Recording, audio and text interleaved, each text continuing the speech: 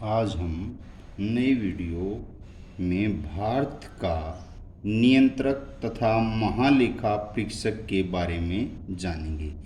लोकतांत्रिक शासन प्रणाली आधुनिक शासन प्रणालियों में सर्वोत्तम प्रणाली है, क्योंकि यह शासन प्रणाली जनता की इच्छानुसार है। इसमें जनता की इच्छानुसार कानून बनाए जाते हैं और कार्यपालिका उन्हें लागू करती है। इस प्रणाली की सफलता कार्यपालिका के सफल नियंत्रण पर निर्भर करती है।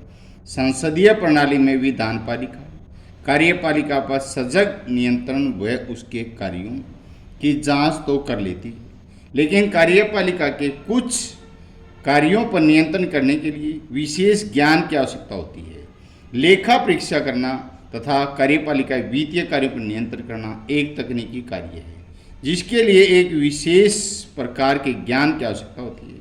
संसद के सदस्य साधारण व्यक्ति होने के कारण वित्तीय मामलों पर नियंत्रण नहीं कर रख सकते, अतः जनता द्वारा दिए गए धन का दुरुपयोग न हो, इस आशय से भारतीय संविधान में एक स्वतंत्र संस्था की व्यवस्था की गई है, जिसे नियंत्रक तथा महालेखा परीक्षक कहा जाता है।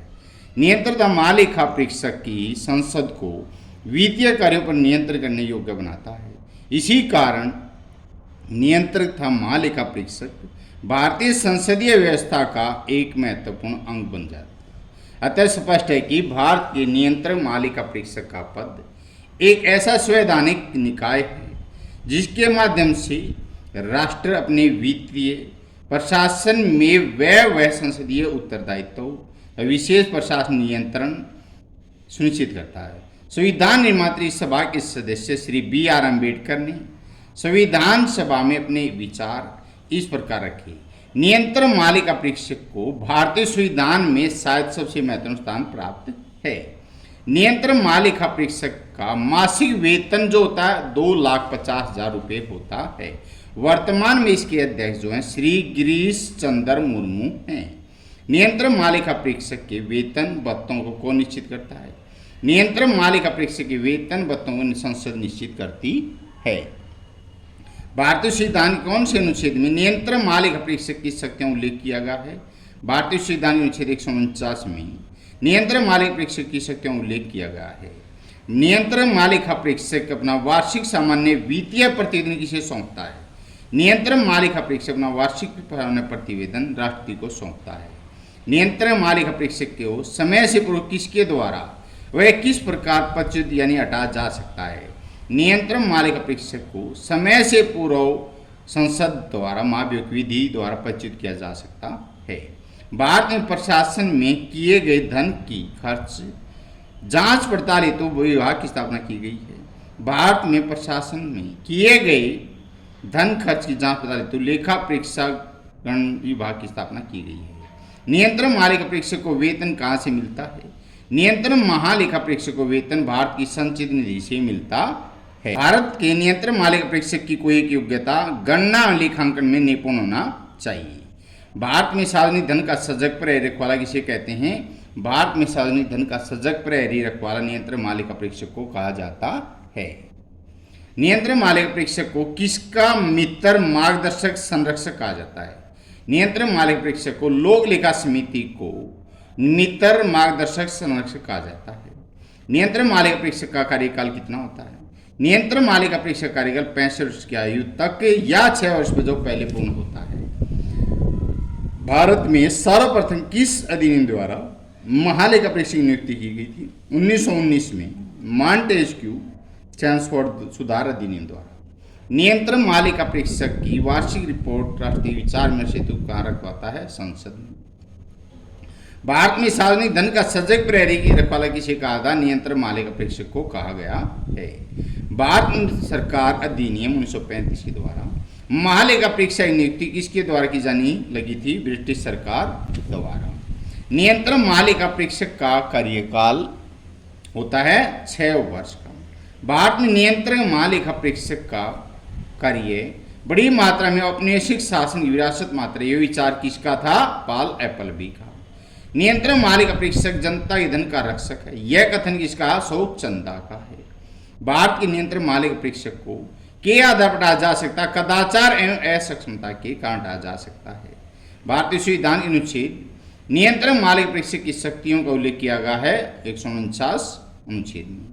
नियंत्रण मालिक परीक्षक की नियुक्ति करता है राष्ट्रपति करता है। भारत में नियंत्रण महालेखा परीक्षक का कार्य बड़ी मात्रा में औपनिवेशिक शासन की विरासत मात्र है।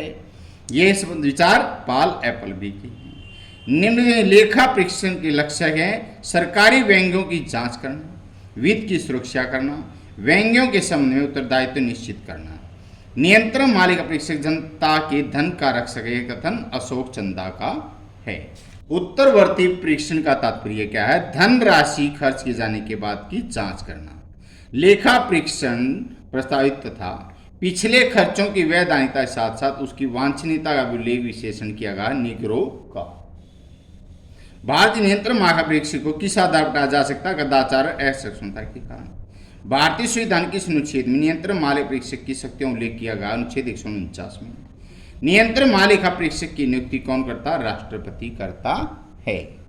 नियंत्रण मालिका परीक्षक को भारतीय संविधान में शायद सबसे महत्वपूर्ण स्थान प्राप्त है। यह कथन किसका? डॉक्टर BR अम्बेडकर का है।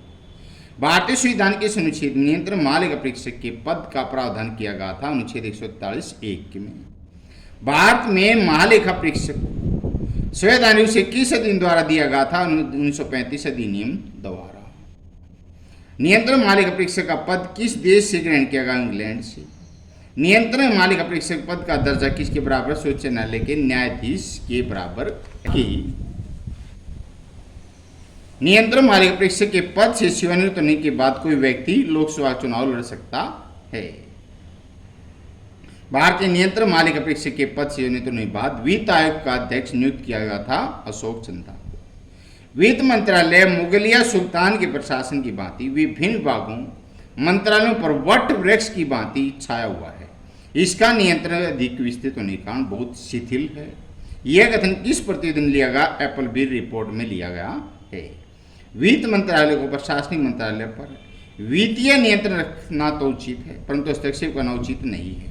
यह कथन किस प्रतिवेदन से लिया गया? गोरवाल की रिपोर्ट से लिया गया। नियंत्रण महालेखा परीक्षक का प्रमुख कार्य है इस बात को देखना कि समस्त सरकारी धन की व्यय संसद द्वारा किया गए कानून एवं नियमों के अनुसार किया जा रहा है। नियंत्रण मालिका परीक्षक द्वारा किस मामले में प्रस्तुत रिपोर्ट पिछले दशक में भारतीय राजनीति में तूफान खड़ा कर दिया? बोफोर्स तोप सौदा में। नियंत्रण मालिका परीक्षक का पद कार्यपालिका स्वीकृत है। एक बार नियुक्त होने के बाद उसके वेतन अवकाश निवृत्त आयु में ये संबंध में उसके हित के विरुद्ध कोई परिवर्तन नहीं किया जा सकता। उसे कार्यपालिका हटा नहीं सकती। उसके कार्यालय का प्रशासनिक व्यय भारत की संचिति द्वारा प्रस्तावित होता है। आज यही